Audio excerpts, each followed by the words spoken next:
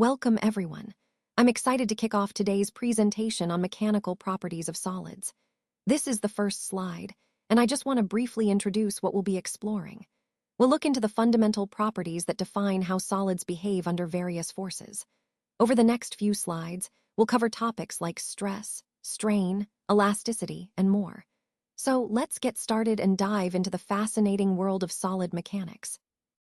Let's take a closer look at the diverse applications of composite materials, starting with ceramic matrix composites, which are known for their high-temperature stability and are used in aerospace and turbine engines. Moving on to metal matrix composites, these are valued for their enhanced strength and stiffness, making them suitable for automotive and structural components. Kevlar, a well-known aramid fiber, is widely used in body armor, helmets, and even in some sporting goods due to its high strength-to-weight ratio. Structural composites, on the other hand, are essential in construction and aircraft structures because of their durability and lightweight characteristics. Polymer matrix composites are prevalent in various industries, notably in automotive and sporting equipment, because they are lightweight and versatile. Carbon fiber reinforced aluminum matrices are increasingly used in aerospace and high-performance sporting equipment, thanks to their excellent strength and reduced weight. When we look at the typical reinforcement geometries for composites, we see various arrangements like fibers, particles, and laminar layers, each tailored for specific performance needs. Particulates as reinforcement are used to enhance properties like wear resistance and stiffness. Metal matrix composites are manufactured through processes that ensure proper bonding between the matrix and reinforcement, which is crucial for performance. Synthesis of carbon fiber reinforced silicon carbide involves advanced techniques to create materials capable of withstanding extreme conditions, such as in cutting tools or heat shields. Several factors influence the properties of composites, including the type of reinforcement, matrix, and manufacturing process. The advantages of composites include their high strength-to-weight ratio, corrosion resistance, and design flexibility. Particle-reinforced composites, in particular, are used where wear and thermal stability are critical. Understanding creep is vital, especially in high-temperature applications. Creep involves deformation over time under constant stress, and it occurs in stages that affect material performance. Impact strength is another critical property, especially for structures subjected to sudden loads or shocks. The sodium process is one example of a manufacturing technique used in composite production. Carbon fiber reinforced silicon carbide composites are notable for their high thermal stability and are synthesized through specialized methods. Various factors affect the performance of composites, including environmental conditions and material properties. The benefits of composites, such as improved mechanical properties and weight reduction, are driving their widespread use. Particle-reinforced composites are commonly used in applications where wear resistance is key. The classical creep curve illustrates how materials deform over time under stress, which is essential for designing durable components. Fatigue resistance is also a key consideration, especially for cyclic loading scenarios. Metal matrix composites combine metal properties with reinforcement benefits and are used in demanding environments. Hooke's law helps us understand the elastic behavior of these materials under load. Random fiber short fiber composites offer advantages in manufacturing and cost, while longitudinal strain and other types of strain help us analyze deformation behaviors. Stress and strain are fundamental concepts, with properties of solids underpinning their behavior. The role of the matrix phase is crucial as it binds reinforcements and transfers loads. Polyamides like aramids are used in high-strength applications, and in some cases, reinforced aluminum matrices are chosen for lightweight, high-performance parts. Continuous fiber composites are used where maximum strength is needed, while sandwich panels provide high stiffness with minimal weight. Kevlar applications extend beyond armor to cables and ropes. Dispersion-strengthened composites improve mechanical properties through uniform distribution of reinforcements. Ceramic matrix composites are vital for high-temperature environments. The secondary phase, or reinforcing phase, enhances overall material performance, while laminar and laminates offer tailored properties for specific uses. Classifying composites based on matrices and reinforcement types helps us choose the right material for each application. The classical creep curve and fatigue considerations guide us in designing reliable components. Metal matrix composites are increasingly popular for their strength and heat resistance, and understanding the various stages of creep helps in predicting long-term behavior. Hooke's law, strain types, and the effects of deformation forces all contribute to our understanding of how solids respond under different conditions. Impact strength is influenced by many factors, including material composition and structure, which are critical for safety. Finally, the properties of solids, such as hardness, elasticity, and deformability, are the foundation upon which all these composite applications are built, enabling us to develop materials that meet the demanding needs of modern industry. Let's talk about the properties of solids. The molecules in solids are closely packed together in a very organized, definite order. Because of this tight packing, the space between molecules is extremely small. This is why solids can't be compressed easily. There's just no room for the molecules to move closer together. The forces holding these molecules together, known as intermolecular forces, are very strong in solids, which gives solids their stability. This strong bonding also means that solids have a fixed shape and size. They don't change shape easily like liquids or gases. Solids can be crystalline, where molecules are arranged in a regular, repeating pattern, or amorphous, where the arrangement is more random. Another interesting point is that the density of solids is usually slightly higher than that of their liquid states. This is because the molecules are packed even more tightly in the solid form. All these properties, tight packing, strong forces, fixed shape, make solids unique and essential in many applications. Solids are often thought of as perfectly rigid, but in reality, they are not. When we say a body is rigid, we usually mean it's a hard, solid object with a definite shape and size. However, in real-world situations, solid bodies can actually be stretched, compressed, or bent under certain forces. This is an important point because it shows that even the strongest materials have limits to their rigidity. Understanding this helps us appreciate the subtle behaviors of solids, especially when analyzing how they respond to different forces. It connects to the overall theme of how materials behave under stress, and why knowing these properties is crucial in engineering and design. Let's talk about elasticity. Elasticity is the property of a body that allows it to return to its original size and shape once the external force is removed. The deformation that occurs during this process is called elastic deformation. Now, when we compare materials like steel and rubber under similar stress conditions, and with the same cross-sectional area, we notice something interesting. Rubber tends to stretch much more than steel does. This means that the strain, or the amount of deformation, produced in rubber is significantly greater than in steel. This difference is because steel has a higher Young's modulus of elasticity, which essentially measures how resistant a material is to elastic deformation.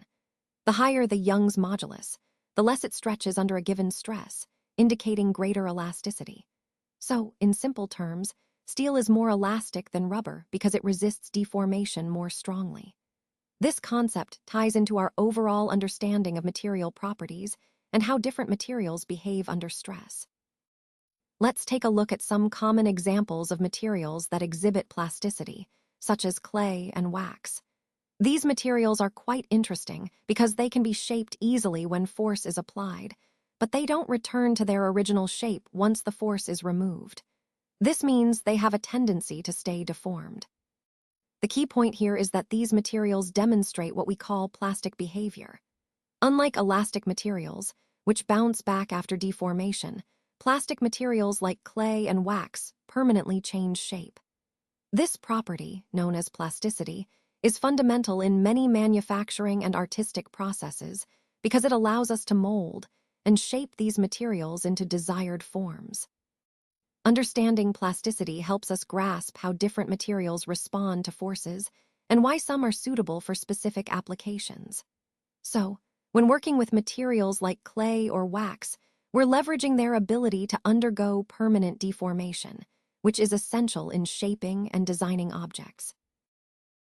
A force which changes the length, shape, or volume of a body is called a deforming force. When an elastic body is subjected to such a force, it responds by developing a restoring force. This restoring force acts to bring the body back to its original shape or size. Importantly, this restoring force is equal in magnitude, but opposite in direction to the applied deforming force. Understanding this balance between deforming and restoring forces is crucial, because it explains how elastic materials behave under stress and how they return to their original form once the deforming force is removed. This concept connects directly to our overall theme of understanding material behavior and the forces involved in elastic deformation. Let's talk about stress, which is an important concept in mechanics. The SI unit of stress is the Newton per square meter, or Pascal, abbreviated as Pa. You can also think of it in terms of its dimensional formula, which is mL inverse L times T squared. Essentially, stress measures how much force is applied over a specific area. Mathematically, stress is defined as the force divided by the area, so stress equals F over A here. F is the applied force, and A is the cross-sectional area of the body where the force is applied. The key idea is that stress tells us about the internal restoring force per unit area that develops within a material when a force is applied. Understanding this helps us analyze how materials respond under various forces, and it's crucial for designing structures that can withstand those forces safely. So, whenever you think of stress, remember it's about how force is distributed across an area, and that's what determines the internal forces within a material. Now, let's take a closer look at the different types of stress that materials can experience. First, we have shear stress, or tangential stress. This occurs when forces are applied parallel to the surface, causing layers to slide past each other. It's a critical concept, especially in understanding how materials deform under certain loads. Next, we have volume stress, also known as bulk stress. This type involves uniform pressure applied equally in all directions, leading to change in volume without altering the shape significantly. Then there's linear stress, which is often called longitudinal or tensile stress. This is the stress experienced when a material is stretched or pulled along its length, which is fundamental in designing structures that need to withstand pulling forces. Recognizing these different types helps us understand how materials respond under various loading conditions, and that's essential when we're designing safe and efficient structures. Now let's talk about the different types of stress that occur within materials. First, we have linear stress, which develops when a force causes a change in the length of the body. Think of stretching a rubber band. The stress is what makes it elongate. Next, volume stress happens when a force changes the overall volume of the material, like compressing a sponge. This kind of stress affects the entire volume rather than just its length or shape. Then, there's shearing stress, which is a bit different. It occurs when a force causes a change in the shape of the object, such as when you slide one layer over another. All these stresses, linear, volume, and shearing, ultimately lead to distortions or changes in the size, volume, or shape of the material. Recognizing these different types helps us understand how materials respond under various forces, which is essential for designing and analyzing structural integrity. So, remembering these key distinctions is fundamental as we explore how materials behave under different stress conditions.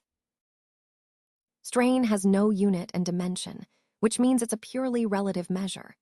When we talk about strain, we define it as the change in dimension divided by the original dimension. So, if a material stretches or compresses, the amount it changes compared to its initial size is what we call strain.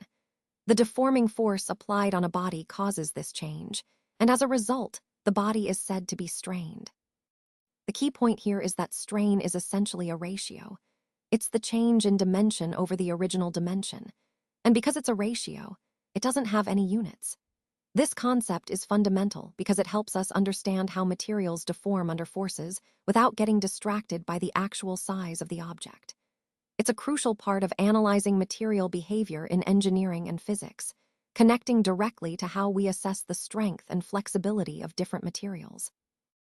Now, let's look at some of the different types of strain that materials can experience.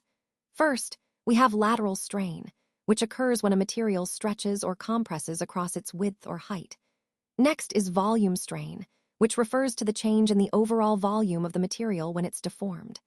Then, there's shearing strain, which happens when layers within a material slide past each other, causing a shape change without a significant change in volume. Moving on, we also have longitudinal strain, which is the deformation along the length of the material, usually due to tension or compression. These different types of strain are crucial because they help us understand how materials respond under various forces. Recognizing these distinctions allows engineers and scientists to design more resilient structures and predict how materials will behave under real-world conditions. So, in the broader context of material science, understanding these strains helps us improve safety, durability, and performance in everything from bridges to aerospace components.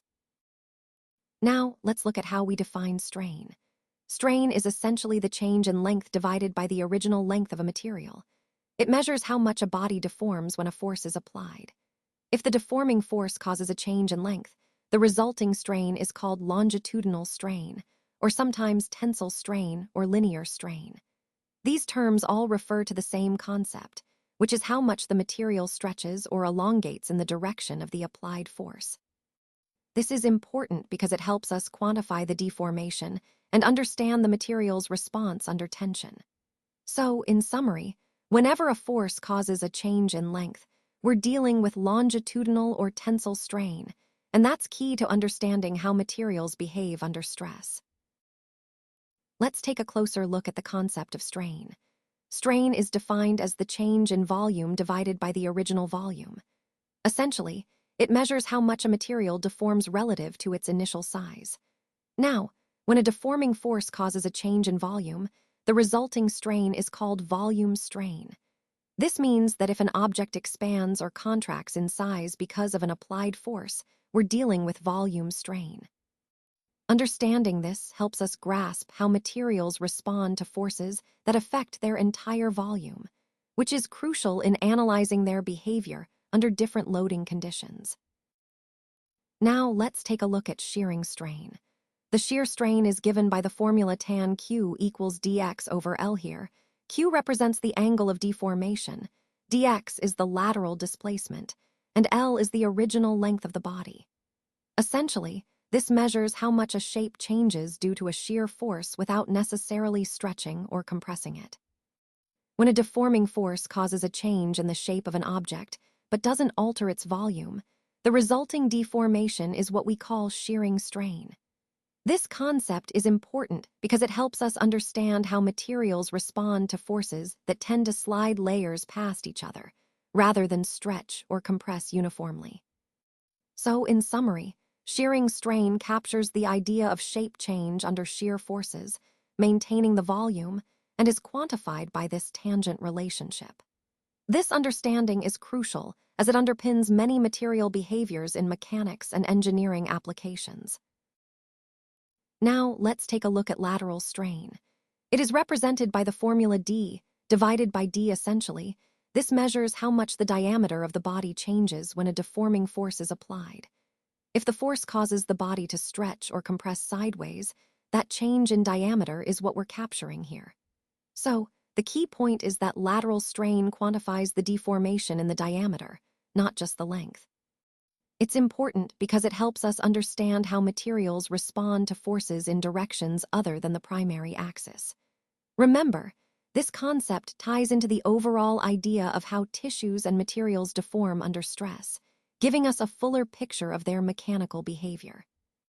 Now let's look at the SI unit of K, which is the Newton per square meter, or Pascal. Abbreviated as Pa, we define K as the ratio of stress to strain, and it represents the proportionality constant called the modulus of elasticity. Essentially, this means that stress equals K times strain. This relationship is fundamental because it tells us how much a material resists deformation under applied forces. When we refer to stress, We're talking about the internal force per unit area, and strain measures how much the material deforms. According to Hooke's law, within the elastic limits of a material, stress is directly proportional to strain. This is a key point because it explains the linear behavior we observe in materials that obey Hooke's law. In simple terms, as long as we're within the elastic limit, increasing the applied force results in a proportional increase in deformation, making the material's response predictable and stable. This concept is central to understanding how materials behave under load and helps us determine their mechanical properties, which is crucial for designing safe and reliable structures. Now let's look at the point D on the curve, which represents the ultimate tensile strength, or SU, of the material. This is the maximum stress the material can withstand before failure. If we apply any additional strain beyond this point, a fracture can occur, which is indicated at point E. It's important to understand the relationship between the ultimate strength and the fracture point. If these 2 points, D and E, are close together, it indicates the material is brittle. It doesn't deform much before breaking. On the other hand, if there's a significant gap between them, the material is ductile, meaning it can deform considerably before fracturing. Now, focusing on the region from B to D, this is where the material experiences plastic deformation. For example, if we load the material up to a point C between B and D and then remove the load, the body doesn't return to its original shape. Even when the stress drops to zero, the strain remains. This residual deformation is what we call plastic deformation. As we increase the load further, the stress surpasses the yield strength, which causes the strain to increase rapidly even with small increases in stress. This marks the transition from elastic to plastic behavior. Looking at the initial part of the curve from O to A, you'll notice it is linear. In this region, stress and strain are proportional, and Hooke's law applies. From A to B, however, the relationship is no longer linear, but if we unload the material, it still returns to its original shape.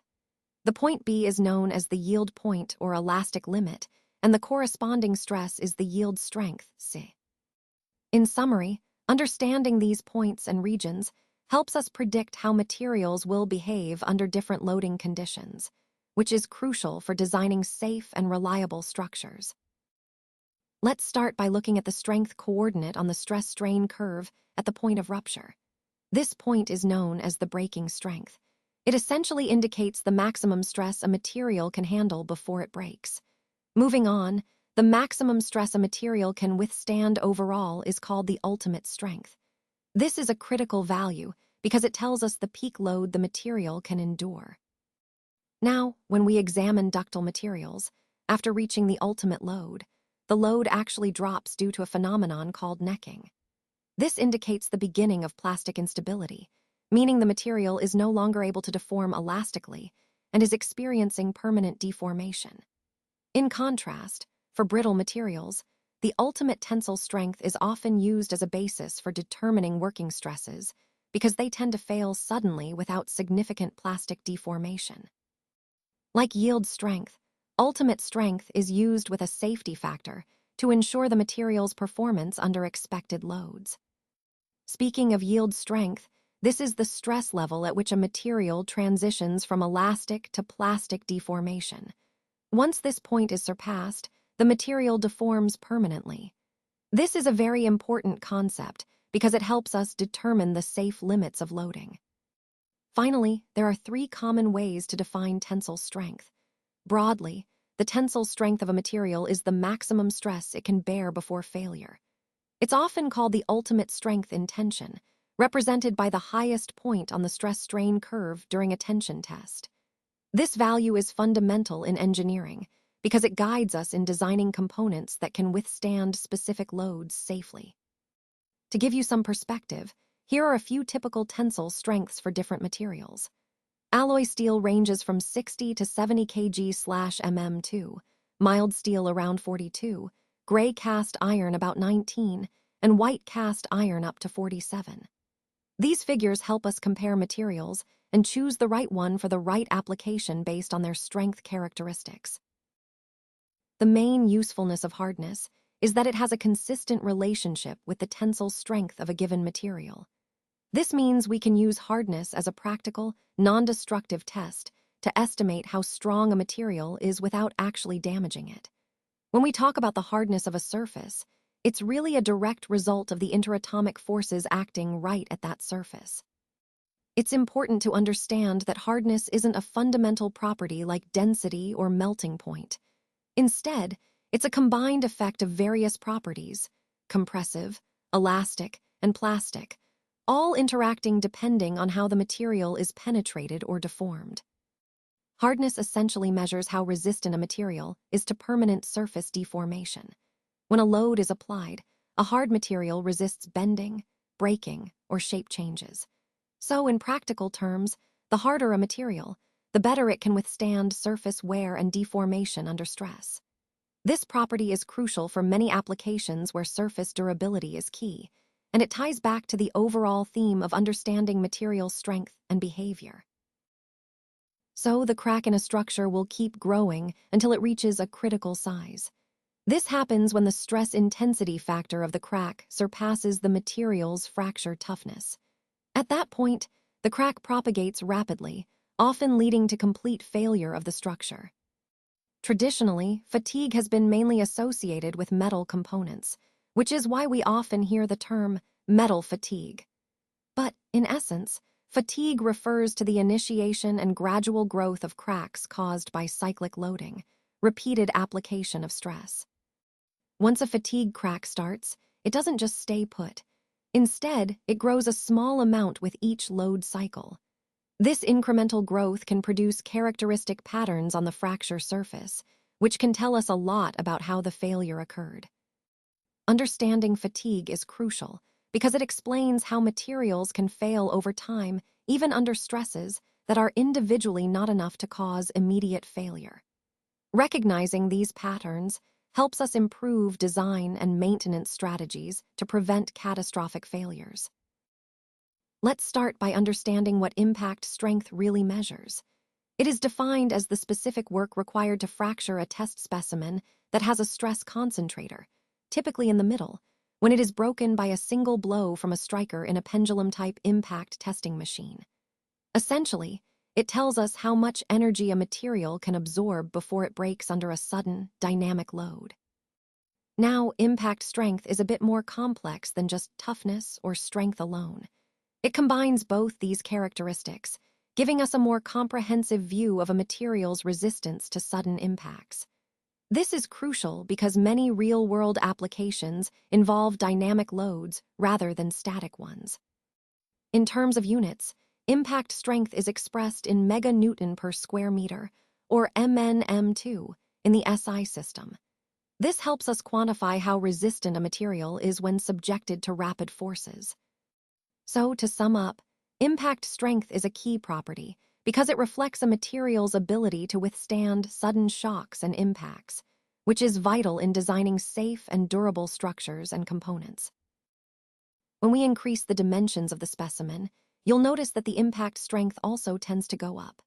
This makes sense because larger specimens can absorb and distribute energy more effectively during impact. Now, on the other hand, when the notch becomes sharper or more pronounced, the impact strength required to cause failure actually decreases. A sharper notch acts as a stress concentrator, making it easier for the material to fracture under impact. Temperature plays a crucial role too. By testing at different temperatures, we get insights into the fracture behavior, whether the material fails in a ductile manner, in a brittle way, or transitions between the two. This helps us understand the material's performance in various environments. Additionally, the angle of the notch can influence impact strength. After certain angles, you'll see an improvement in impact resistance, probably because the geometry helps distribute stress more evenly. Lastly, impact velocity can affect how the material responds. Higher speeds may lead to different fracture characteristics, impacting the overall impact strength to some extent. All these factors are interconnected and help us better understand how materials behave under different impact conditions, which is essential for designing safer, more reliable components. Creep is a type of deformation that happens gradually over time when a material is subjected to a constant load. It's important to understand that creep typically occurs at high temperatures, which is often referred to as thermal creep. However, it's not exclusive to high temperatures. Some materials like lead or glass can also experience creep at room temperature, but in a much slower manner. The key point here is that creep leads to a gradual increase in the length of the material, which can be quite dangerous, especially if the component is in service for a long period. This time-dependent change can compromise the integrity and safety of engineering structures, so understanding creep is essential in designing components that need to withstand sustained loads over time.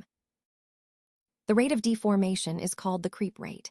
It represents how quickly a material deforms over time under a constant load. Essentially, it's the slope of the line in a creep strain versus time curve. So when we look at that curve, the steeper the slope, the higher the creep rate, indicating faster deformation. Understanding this helps us grasp how materials behave under long-term stress, which is crucial for designing components that last. Connecting this to the overall theme, recognizing the creep rate allows engineers to predict material performance and prevent failure over time. Now, let's look at the different stages of creep. Starting with tertiary creep, this stage is characterized by an accelerated creep rate, meaning the material starts to deform much faster as it approaches failure. It typically ends when the material actually breaks or ruptures. During this phase, you'll often see phenomena like necking, where the material thins out locally, and the formation of grain boundary voids, which are tiny cavities that develop along the boundaries between grains. These processes significantly weaken the material and lead to ultimate failure. Moving on to secondary creep, this stage is quite different. Here, the creep rate is relatively steady and uniform over time. This is often the longest phase in the creep process, where the material deforms at a constant rate, making it easier to predict and analyze. Finally, there's primary creep. This initial stage starts at a rapid rate of deformation, but then gradually slows down as time progresses. It's like the material is adjusting to the stress, and the rate of deformation tapers off as it reaches a more stable state. Understanding these stages is crucial because they help us predict the lifespan of materials under high temperature and stress conditions, which ties into our overall goal of designing more durable, reliable components. Creep in service is usually influenced by changing conditions of loading and temperature. As these conditions vary, so does the creep behavior of materials. It's important to understand that the number of possible stress-temperature-time combinations is practically infinite, which makes predicting creep quite complex. Different materials, such as metals, plastics, rubber, and concrete, often exhibit different creep mechanisms. Recognizing these differences is key to properly assessing how each material will behave under long-term loading conditions. This variability underscores the importance of considering specific material characteristics when designing for durability and safety in engineering applications. Let's take a closer look at the different creep mechanisms that occur in polymers and other viscoelastic materials. First up is thermally activated glide, which involves dislocations moving through the material when enough thermal energy is available. This process tends to have a stronger dependence on grain size compared to the Nabarro-Herring mechanism. Next, we have grain boundary diffusion, often called cobble creep. This mechanism is controlled by the movement of atoms along grain boundaries, and it's heavily influenced by how dislocations move, meaning it's quite sensitive to the applied stress. Then there's dislocation climb or creep, where dislocations move out of their slip planes by absorbing or emitting vacancies. Interestingly, the creep rate here decreases as the grain size increases, which is an important point to remember when considering material strength and durability. Finally, we have bulk diffusion, known as Nabarro-Herring creep. This involves atomic diffusion through the grain interiors, and it tends to dominate at higher temperatures or over longer periods. Overall, understanding these mechanisms helps us predict how materials will behave under stress over time, especially in high-temperature applications. A broad definition of composites is two or more chemically distinct materials which when combined have improved properties over the individual materials. Essentially, this means that by mixing different materials, we can achieve better performance or characteristics than what each material could provide on its own. An important point here is that the constituents, or the materials that make up the composite, keep their identities. They don't fully dissolve or blend together into a single substance. Instead, they work together in a way that enhances the overall properties, while still maintaining their individual nature. This concept is central to understanding how composites are designed and used across various industries.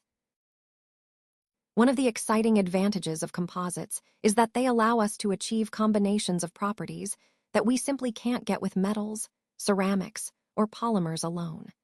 This means we can tailor materials to meet very specific needs. For instance, metal composites like steel can be designed to resist corrosion, which is a significant benefit for durability and longevity. When it comes to strength and stiffness, composites often outperform their individual components, providing higher strength-to-weight and stiffness-to-weight ratios. This makes them incredibly lightweight but still very strong and stiff. Overall, composites open up a whole new realm of possibilities for designing materials that are both lightweight and highly functional, aligning perfectly with our goal of creating better, more efficient materials. Now, moving on to the secondary phase, which is also known as the embedded phase or reinforcing agent. This part of the composite is really crucial because it serves to strengthen the overall material. You can think of it as the backbone that adds durability and toughness. The reinforcing phase can take different forms, most commonly fibers or particles. These reinforcements are embedded within the primary phase to enhance the composite's properties.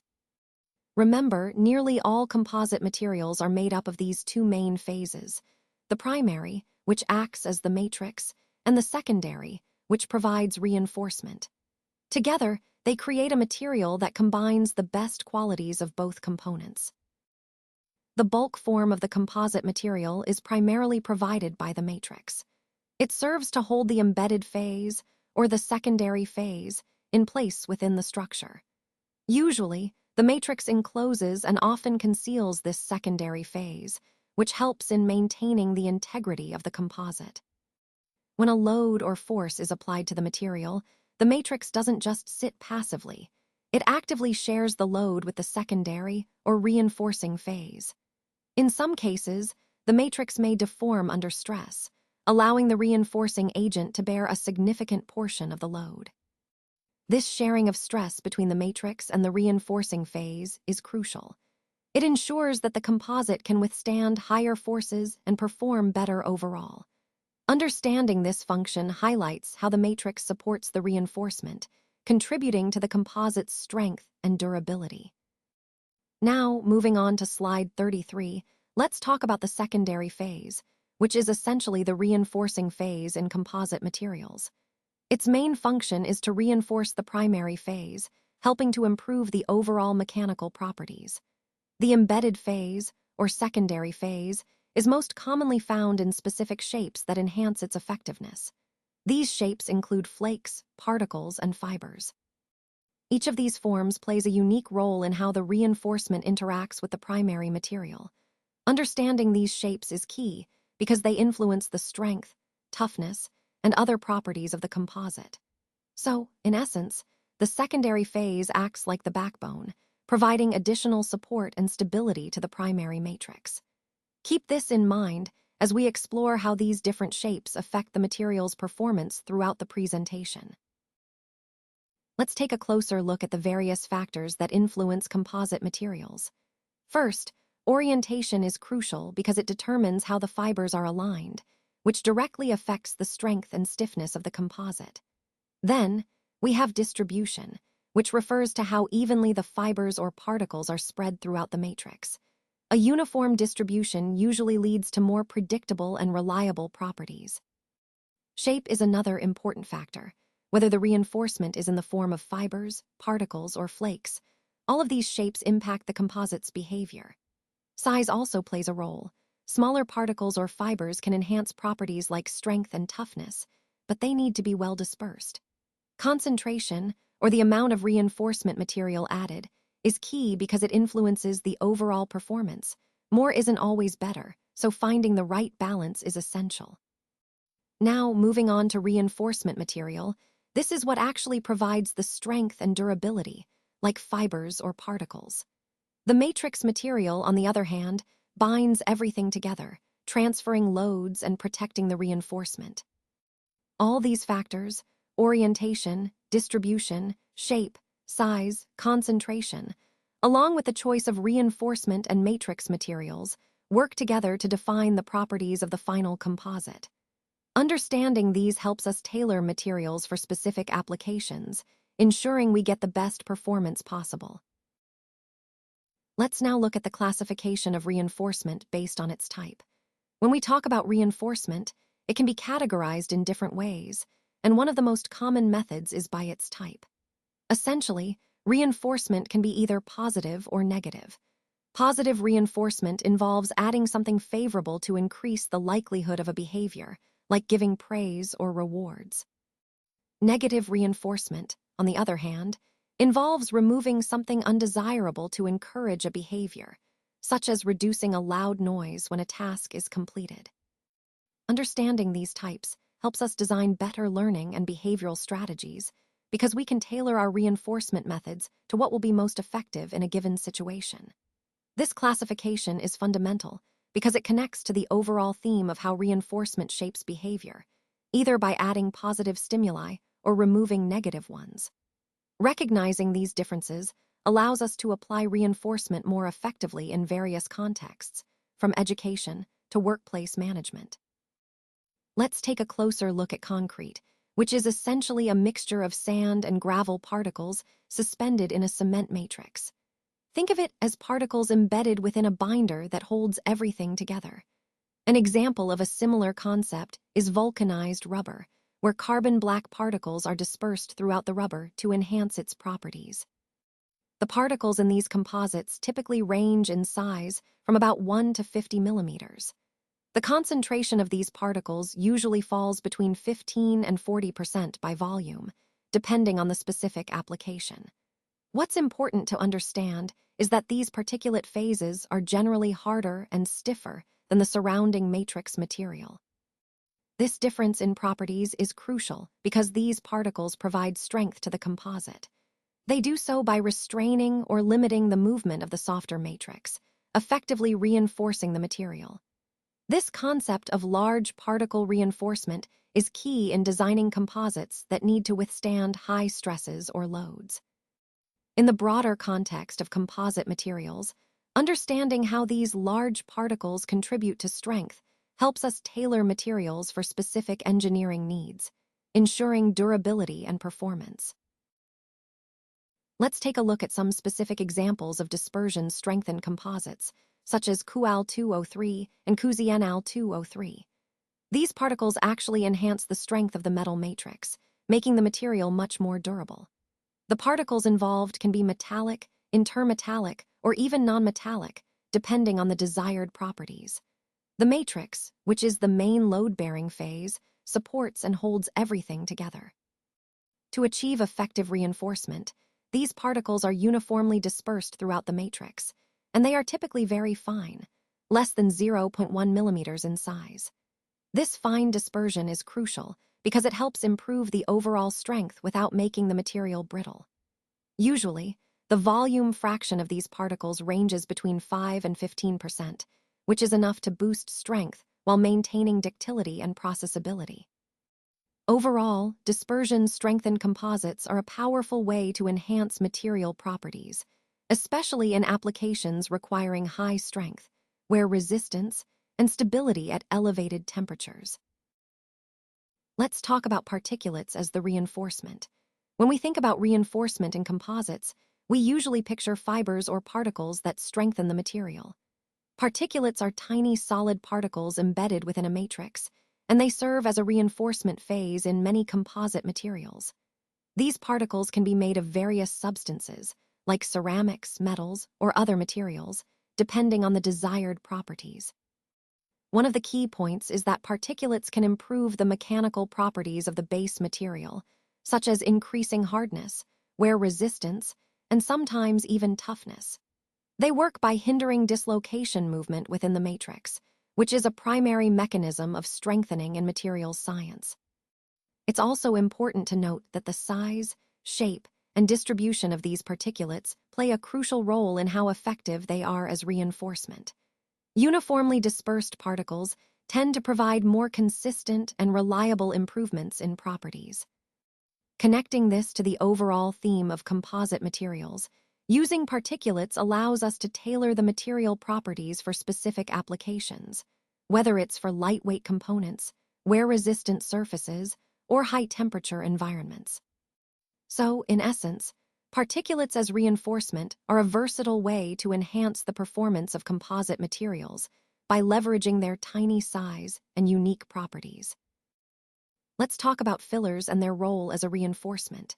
Fillers like or are often seen as interruptions or signs of hesitation.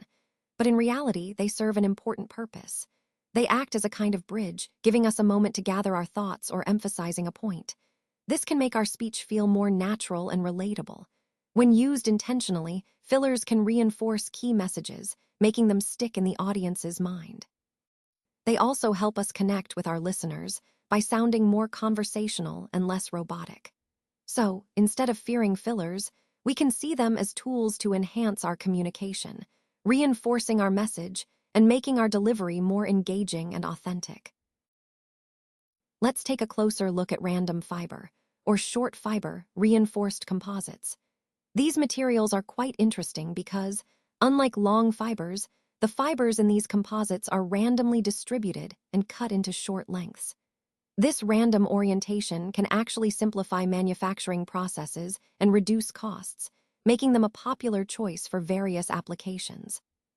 The key point here is that, despite their seemingly chaotic fiber arrangement, these composites still offer significant improvements over pure matrices in terms of strength and stiffness. The short fibers help to carry loads and improve the overall mechanical performance. It's also important to note that the properties of these composites depend heavily on factors like fiber length, fiber content, and the quality of fiber matrix bonding. When designed properly, they can be highly effective in providing a good balance of strength, weight, and cost. Connecting this to our overall theme, understanding how different fiber configurations influence composite properties really underscores the versatility and adaptability of composite materials in engineering. Random short fiber composites are just one example of how we can tailor materials for specific needs while keeping manufacturing efficient. Let's take a look at continuous fiber, also known as long fiber reinforced composites. These materials are quite fascinating because they use fibers that run the entire length of the composite, providing exceptional strength and stiffness. This continuous fiber reinforcement allows the composite to handle higher loads and improves overall durability. In comparison to short fiber composites, these long fiber variants offer significantly better mechanical properties, making them ideal for structural applications where performance is critical. You'll often find them in aerospace, automotive, and sporting goods industries, anywhere high strength-to-weight ratio matters. The key point here is that the orientation and length of these fibers are crucial. They align along the load paths, helping to distribute stresses more effectively across the material. This alignment maximizes the composite's strength and resilience. Connecting this to our overall theme, continuous fiber reinforced composites exemplify how material design can be optimized for performance, combining lightweight characteristics with impressive mechanical properties. It's a perfect example of innovation in composite technology, driving advanced applications. Now, let's take a closer look at the typical reinforcement geometries used in composite materials. These geometries are fundamental because they influence the mechanical properties and performance of the final composite. When we talk about reinforcement geometries, we're referring to the shapes and arrangements of fibers or other reinforcing elements within the matrix. Common forms include continuous fibers, which run lengthwise and provide high strength along their axis, and discontinuous or chopped fibers, which are shorter and more randomly oriented. Another important concept is the fiber orientation, which can be unidirectional, bidirectional, or woven. Unidirectional fibers are aligned in a single direction, offering maximum strength along that axis, but less elsewhere. Woven fabrics, on the other hand, have fibers interlaced in two directions, providing more balanced properties. The choice of geometry significantly impacts the composite's anisotropy, stiffness, and toughness.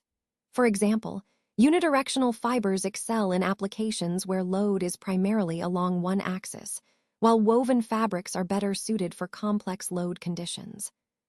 Connecting this back to our overall theme, understanding these reinforcement geometries allows us to tailor composite materials for specific engineering needs, optimizing performance and durability. So, selecting the right reinforcement geometry is a key step in the design process for high-performance composites. Let's dive into laminar and sandwich composites. These are two important types of composite materials that are widely used in various industries. Laminar composites are made up of layers, or plies, of fibers bonded together with a matrix, which gives them excellent strength and stiffness in specific directions. Think of them like plywood, where layers are stacked and oriented to optimize performance. On the other hand, sandwich composites have a different structure. They consist of a lightweight core material sandwiched between two thin, strong face sheets. This configuration allows us to achieve high stiffness and strength while keeping the weight low, which is especially valuable in aerospace and automotive applications. Understanding these composites is crucial because they help us tailor materials to meet specific performance requirements.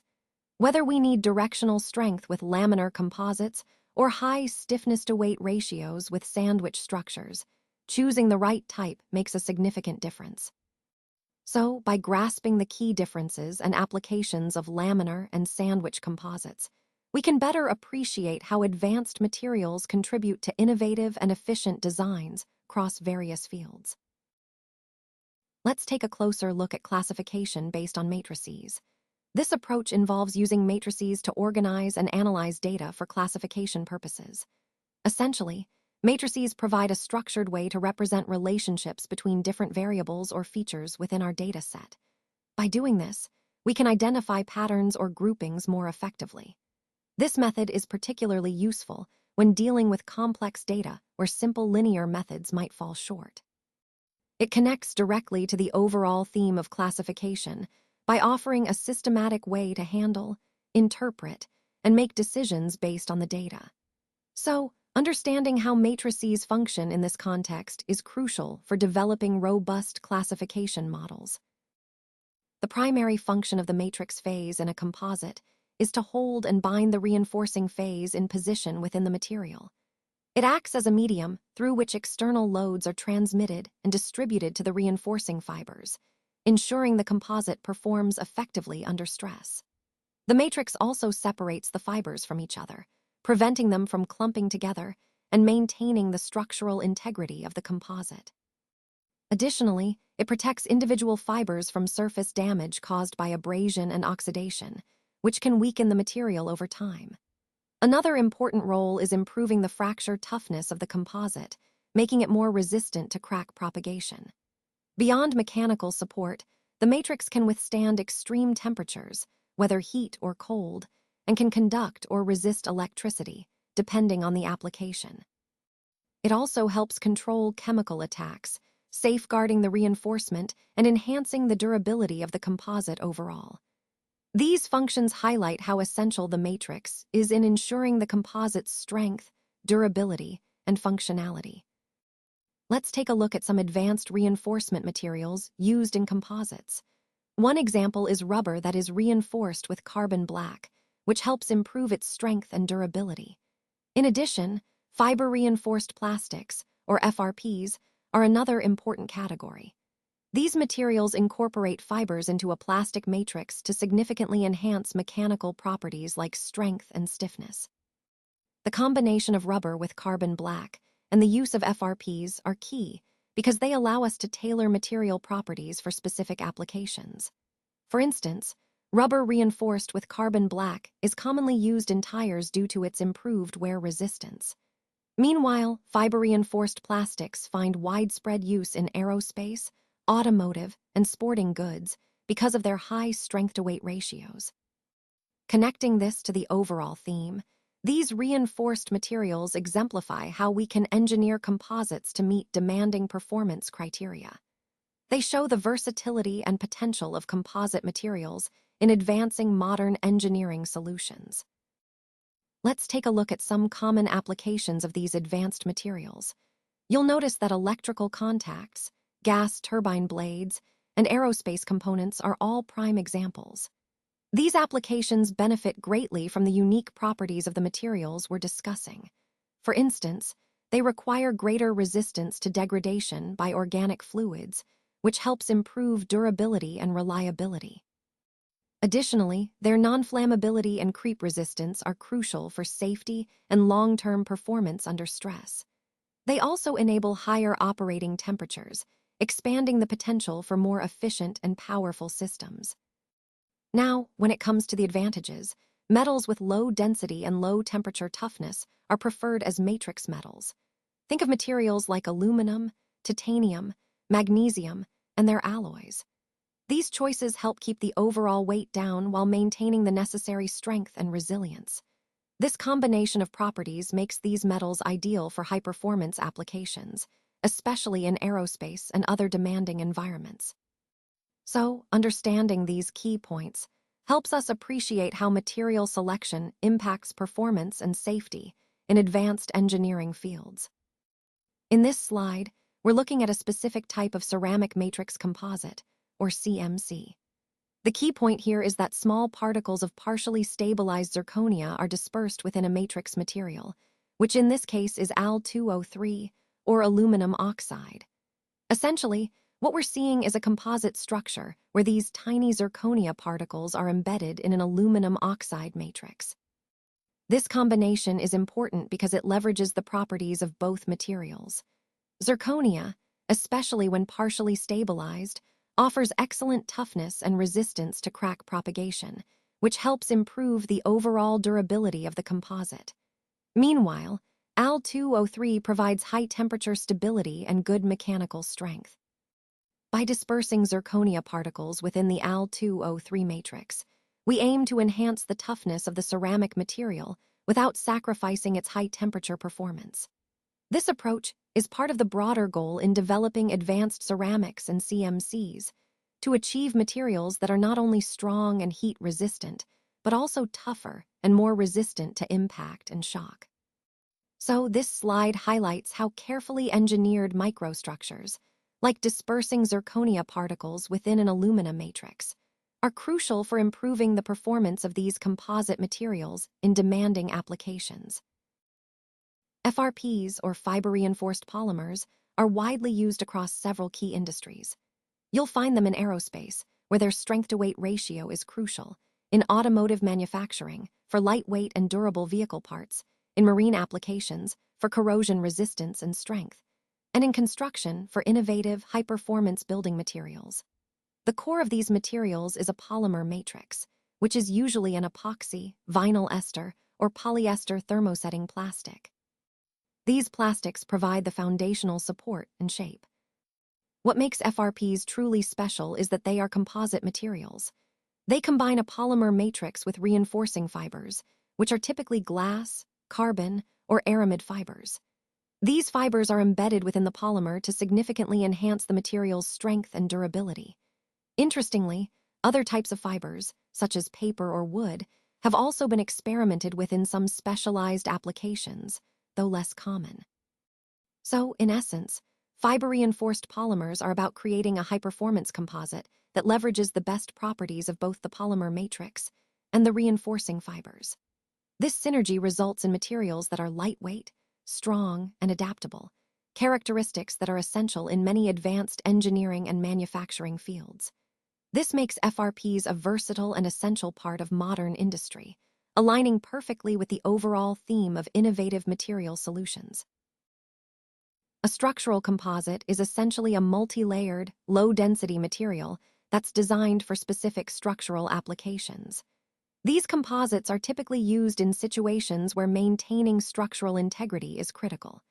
They provide high tensile, compressive, and torsional strengths, as well as stiffnesses, which are all essential for supporting loads and resisting deformation.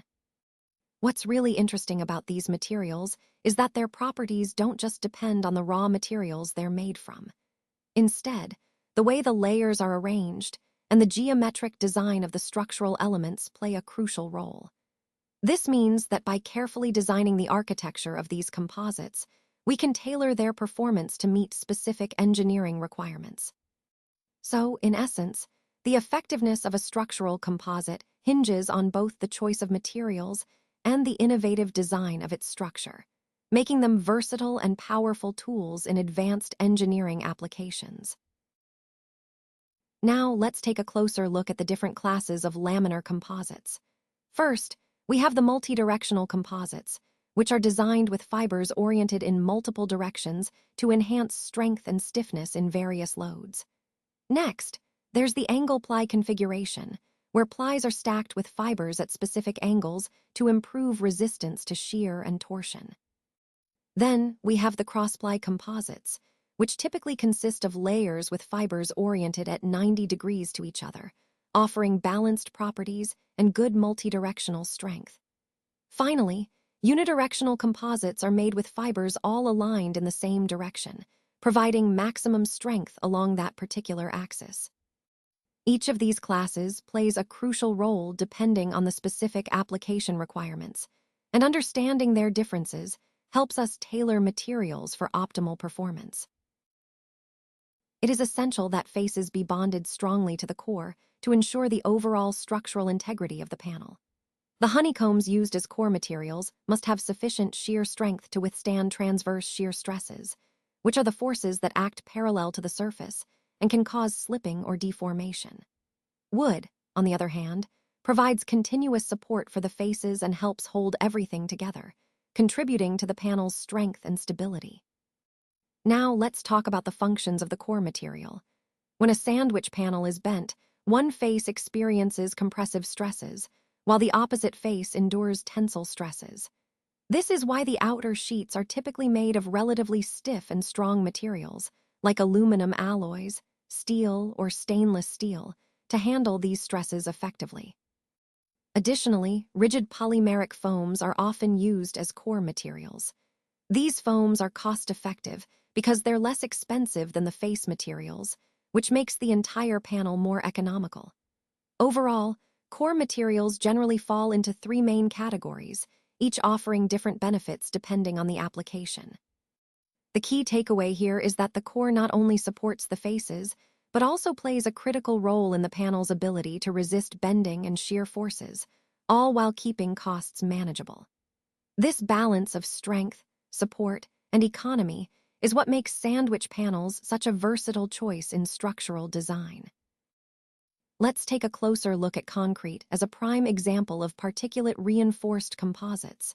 In this case, the coarse rock or gravel acts as the aggregate, which is embedded within a matrix of cement. This combination creates a composite material with enhanced properties. When we talk about composites in general, we're referring to materials made from two or more distinct constituents. These constituents work together to give the material unique characteristics that wouldn't be possible individually. Specifically, in particulate-reinforced composites, the reinforcing particles, like the gravel in concrete, are embedded within a matrix, such as the cement. This setup helps improve strength, durability, and sometimes other properties like thermal resistance. Understanding this concept helps us see how different materials can be combined intentionally to meet specific engineering needs. It's a fundamental idea that underpins many advanced composite materials we explore later in this presentation. Now, let's talk about Kevlar pulp. Essentially, it's a type of short fiber known for its high strength-to-weight ratio. This means it's incredibly strong relative to its weight, making it a very robust material. It's also resistant to impact loading, so it can absorb shocks without breaking. Kevlar itself is a brand of commercial fibers made from paraaramids, which are a class of synthetic fibers. These paraaramids are not only strong and lightweight, but also highly durable. They are related to other aramid-based materials like Technora and Nomex, which share similar properties. Connecting this to our overall theme, Kevlar's unique combination of lightweight strength and impact resistance makes it a critical material in protective gear, aerospace, and other high-performance applications. Applications of Kevlar extend far beyond just protective gear. They actually reach into fields like defense and space technologies. One of the key areas is protection against space debris, which is becoming increasingly important as we explore and utilize space more actively.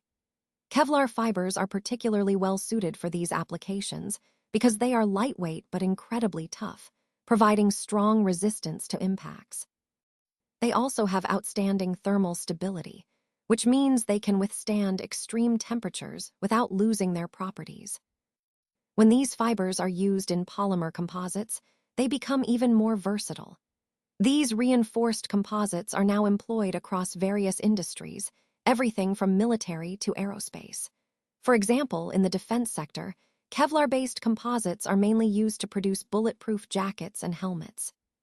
These applications highlight how Kevlar's unique combination of lightness, toughness, and thermal stability makes it an essential material for safety and defense purposes, tying into the overall theme of advanced material applications across different fields. Applications include body armor, flame-resistant clothing, and rubber reinforcement. Aramid composites are made from synthetic fibers that are produced by aligning aromatic polyamide molecules along the fiber axis. These molecules are hydrogen bonded into radial plates, which helps give the material its unique properties. Because the chain molecules are aligned with the fiber axis, the chemical bonds are maximized, leading to high strength and stiffness, what we call high tenacity and modulus. This structural organization is what makes aramids so valuable in demanding applications like protective gear, fire-resistant apparel, and reinforcement in rubber products. Overall, their molecular structure directly contributes to their exceptional performance in these critical areas. Let's take a closer look at the various manufacturing methods for metal matrix composites. Starting with the liquid state methods, we have techniques like physical vapor deposition, which involves depositing material in a vapor form, and reactive processing, where reactions occur during deposition to form the composite. Spray deposition is another method that sprays molten material onto a substrate, creating a coating or a composite layer. Squeeze casting, pressure infiltration, and stir casting are also key processes here, involving pouring, pressing, or stirring molten materials to embed reinforcement and form the composite. Moving on to semi-solid state methods, semi-solid powder processing stands out. In this approach, powders are processed in a semi-solid state, which allows for better control over the microstructure and enhanced properties of the composite. Finally, in solid-state methods, we see techniques like foil diffusion bonding, where layers are bonded under heat and pressure, and powder blending and consolidation, which is fundamental in powder metallurgy. This process involves mixing powders thoroughly and then consolidating them into a solid part. These methods are essential for achieving specific material properties and tailoring composites to meet various engineering demands. Let's take a closer look at some practical applications of metal matrix composites. Honda, for example, has incorporated aluminum metal matrix composite cylinder liners in some of their engines. This choice helps improve performance and durability by reducing weight and enhancing heat resistance. Similarly, in the defense industry, certain tank armors are made from metal matrix composites. These often involve steel reinforced with boron nitride, which provides a strong, lightweight, and highly effective armor solution. And when it comes to manufacturing cutting tools, high-performance tungsten carbide tools are typically made from a tough cobalt matrix that cements the hard tungsten carbide particles together. This combination results in tools that are extremely hard and resistant to wear, making them ideal for precision machining. Overall, these examples highlight the versatility of metal matrix composites across various high-performance applications, emphasizing their role in advancing technology and efficiency in different fields. Now, let's take a closer look at how these carbon fibers are processed. First, they get coated, which helps improve their bonding properties. After that, they are passed through molten aluminium. This step is crucial because it allows the aluminium to coat the fibers uniformly. The result of this process is what we call the carbon/aluminium precursor wire. This precursor wire is fundamental in the production of carbon/aluminium composites. Typically, the first stage involves creating this precursor wire, which acts as a foundational material. Then, in the second stage, this wire is consolidated, meaning it's shaped and processed, to form simple yet functional composite shapes. Understanding this two-stage process highlights how we can efficiently produce strong, lightweight composites that are essential for various high-performance applications. It also emphasizes the importance of each step, from coating to wire formation to shaping, in achieving the desired material properties. Let's take a closer look at the sodium process. This process is fundamental in industries like chemical manufacturing and metal production. It involves the extraction and purification of sodium, which is a highly reactive metal. The key points to understand here are the methods used to produce sodium safely and efficiently, typically through electrolysis of molten salts. This process highlights the importance of controlling temperature and environment, given sodium's reactivity with water and air. Connecting this to the overall theme, the sodium process exemplifies how chemical processes are designed to manage reactive elements safely, showcasing the intersection of chemistry, engineering, and safety protocols. Understanding this process helps us appreciate the complexities behind producing essential industrial materials. By applying the mass reduction techniques, we can significantly lower the weight of vehicles without sacrificing their strength or safety. This is crucial because reducing weight directly impacts fuel efficiency and overall performance. One of the most promising materials in this area is aluminium metal matrix composites. These composites are excellent replacements for a variety of automotive systems and components, offering a good balance of lightweight properties and durability. Specifically, when we look at carbon fiber reinforced aluminium matrix composites, they are used in applications where high strength-to-weight ratios are essential. These materials enable us to design lighter, more efficient vehicles without compromising safety standards. This aligns perfectly with our overall goal of advancing automotive technology through innovative material solutions. Now, moving on to some of the key applications of ceramic matrix composites, or CMCs. You'll find these materials playing a crucial role in gas turbine components, where their high temperature resistance and durability improve engine efficiency and longevity. In the aerospace industry, CMCs are used in parts like turbine blades and hot gas filters, helping aircraft operate more reliably at extreme conditions. They are also vital in engine exhaust systems, where their thermal stability supports better performance and reduced maintenance. Lastly, CMCs are increasingly being applied in the nuclear power industry, particularly in components that need to withstand intense radiation and high temperatures. Overall, these applications highlight how CMCs are enabling advancements across industries that demand high-performance materials under severe conditions. Ceramic matrix composites, or CMCs, are a relatively new class of structural materials that are gaining a lot of attention. They are based on reinforcements of carbon fibers combined with matrices of silicon carbide. What makes them particularly interesting is their ability to withstand high temperatures and harsh environments, which makes them ideal for advanced aerospace and industrial applications. These materials offer a great balance of strength, toughness, and thermal stability, which helps in improving the performance and durability of critical components. As we look at the overall landscape of high-performance materials, CMCs like these are pushing the boundaries of what traditional ceramics and composites can achieve. And that brings us to the final slide, where we look at the synthesis of carbon fiber reinforced silicon carbide, or C. This process is crucial because it combines the high strength and lightweight properties of carbon fibers with the excellent thermal and chemical stability of silicon carbide. Essentially, We're creating a composite material that can withstand some of the most extreme environments.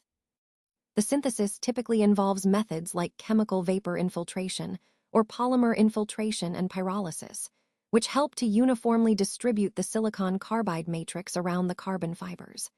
This process ensures strong bonding and optimal performance of the composite. Understanding this synthesis is key to advancing applications in aerospace, defense, and high-temperature industries. It's a perfect example of how innovative material science can lead to stronger, more durable, and more versatile materials for the future.